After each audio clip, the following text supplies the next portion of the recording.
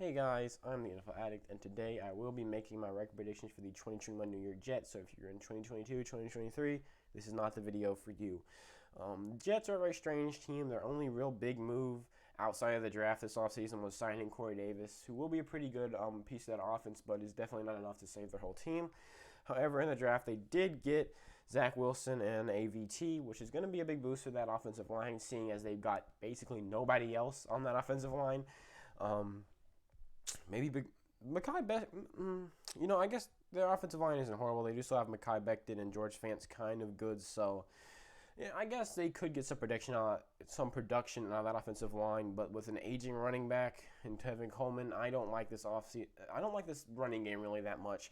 The passing game though, I think Zach Wilson will be a pretty good rookie. I don't think he'll go out and be Justin Herbert-like and carry this whole team. I think he'll be pretty good. And with Corey Davis, Denzel Mims, Jamison Crowder, I think you'll have enough weapons to definitely succeed somewhat. Maybe get 4 or 5 wins, maybe if they're lucky. And on that defense, they do still have, some pieces. C.J. Mosley, Quentin Williams to that front 7. Their secondary, though, isn't great. And by the way, my voice does still sound a little weird. I'm getting a lot better, but I am still kind of sick, a tiny bit. So just if my voice sounds weird, that's why. I don't know why else my voice would sound weird. Let's go ahead and get started with the Jets predictions. In week 1, they go into Carolina to play the Panthers. Right off the bat, it's a revenge game for Sam Darnold. The Jets are going back, and I feel like Sam Darnold will play better with the Panthers than he did on the Jets, just because he finally escaped that system. And I do believe the Panthers have a better offense because they still do have DJ Moore. They do still have Robbie Anderson. I think that's his name. Yeah, but above all, they have Christian McCaffrey, who is a lot better than Tevin Coleman. Probably better than Tevin Coleman ever was, though a couple years ago that might have been somewhat close. Not really though. In week 1, though, I'm going to give Carolina the win. I just like their young, growing defense, and I feel like Sam Darnold will do enough to get the win here, which is weird saying that as a bad thing when you're talking in a Jets video. But so they start off the season 0-1, which I feel like it's only going to get worse from here. It's going to be rough because the Jets are going to be pretty bad this season. Now, New England's coming to town. In New England, they completely built up their offense this offseason. Their defense is pretty good.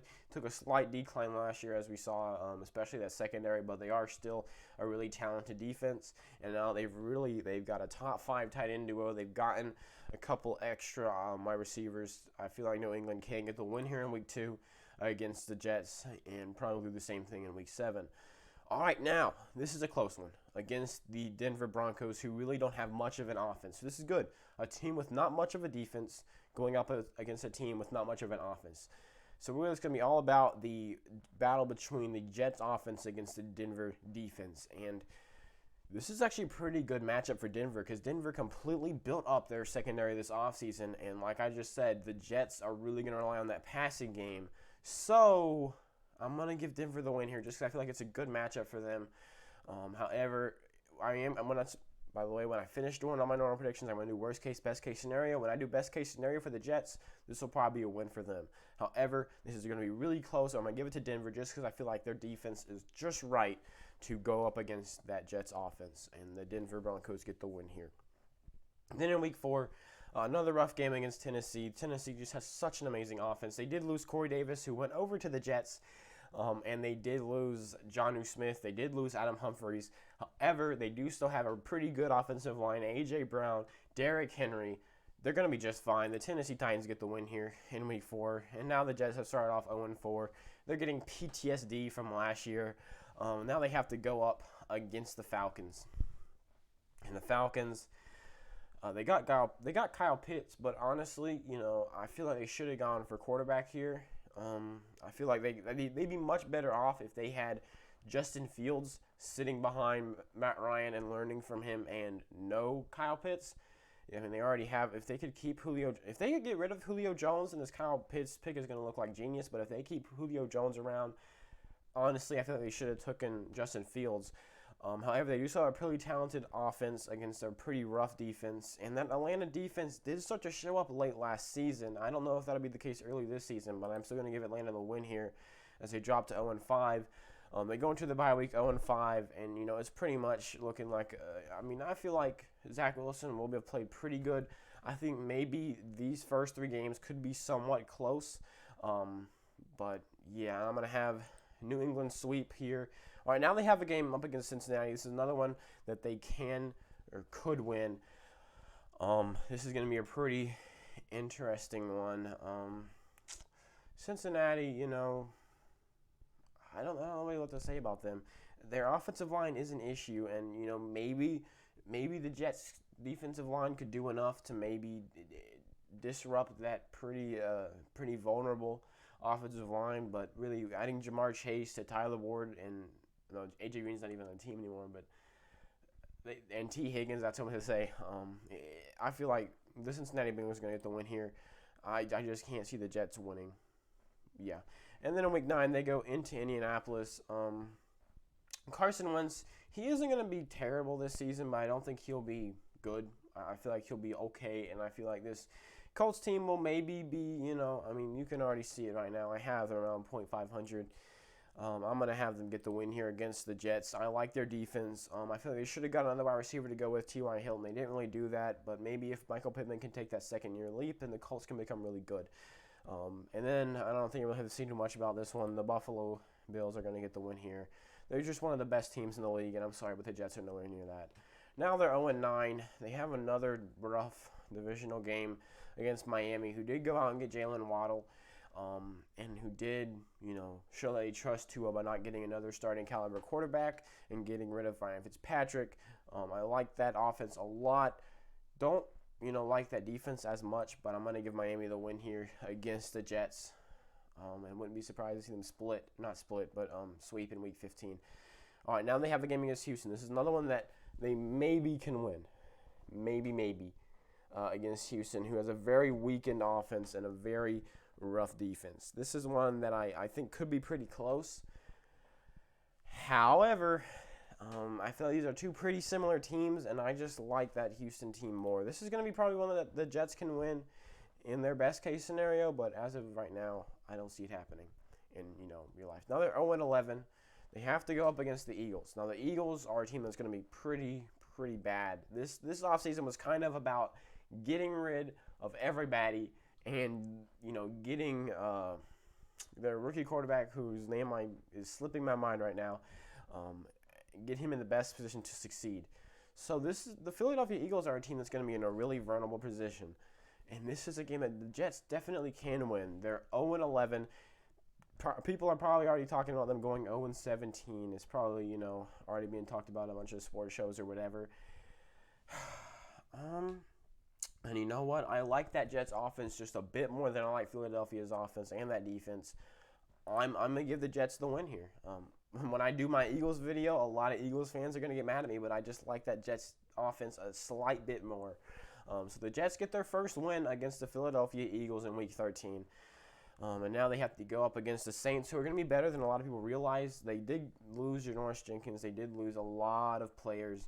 They did keep around their main offensive guys and they did build up that defense. And Jameis Winston, I feel like, will be a lot better this season. I wouldn't be surprised for him to kind of get a whole career revive here. And I'm going to give New Orleans the win here in Week 14. Now they're 1-12. I'm going to give Miami the sweep. Now, here's another game they definitely can win in Week 16. Now, if you look over here, at this point, the Jaguars haven't won any games. The Jets were probably in a battle up until Week 13 with, who's going to be, the number 1 spot. And this game is probably being talked about like it's going to be the biggest game. And then the Jets slip up, get a win in Week 13. And now this is a game that really the Jets kind of have to lose. However, looking at Jacksonville, they have DJ Chark, and that's it. They do still have a double-headed monster there at running back, but really, I don't think that's going to be enough. I'm going to give the Jets here the win. I like their defense more than I like Jacksonville's. I like that passing game more. The only thing that Jacksonville has is not even the running game, but the running backs. Because the Jacksonville offensive line is horrendous. And, the fact that they used their second pick in the first round on yet another running back is just kind of terrible. This is another one I don't really have to talk about too much. I'm going to give Tampa Bay the win. They're Super Bowl champions. They're amazing. They're going to be great. And then in Week 18, Buffalo gets to sweep here. And they end the season 2-15. Now, let's go through worst case scenario first. And again, this is worst case scenario. This is all things go wrong. All the close games slip away from their favor, okay? This is not, extremely likely. Worst case scenario is obviously 0-17. All right, their worst case scenario is the Jacksonville's worst case scenario.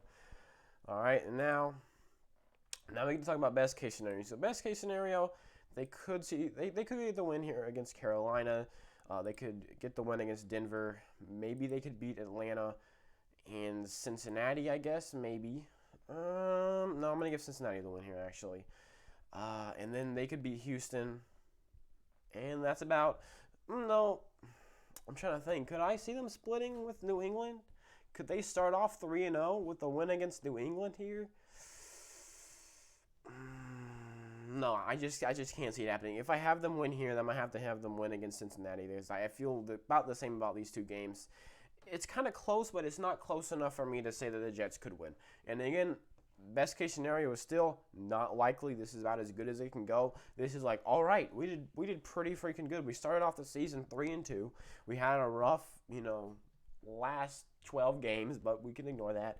We're going to go into this offseason, build up around Zach Wilson. We're already, I wouldn't be surprised for this to be the Jets' normal record, like not even best case scenario next year.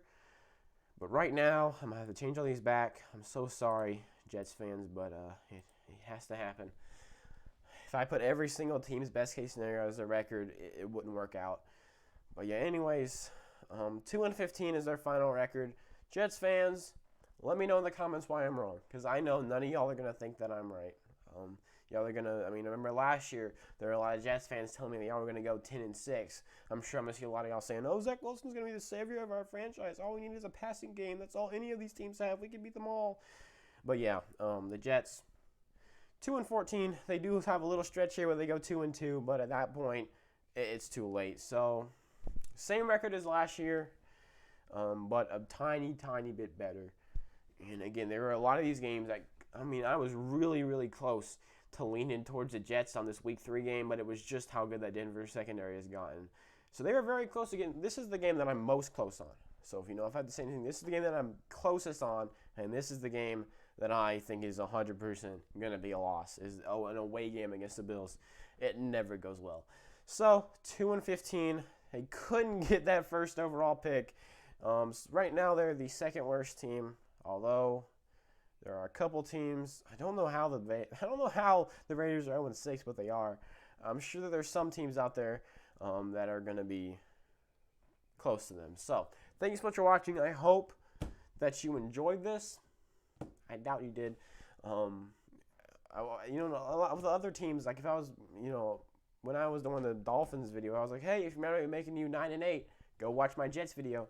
If y'all are mad at me making y'all 2-15, comment about it. Don't just dislike and run away. Comment about it. I hope to see you in my next one whenever I talk about the Kansas City Chiefs. And I'm going to have a hard time not making them 17-0, but I will find a way. Thank you so much for watching, and I hope to see you in my next one.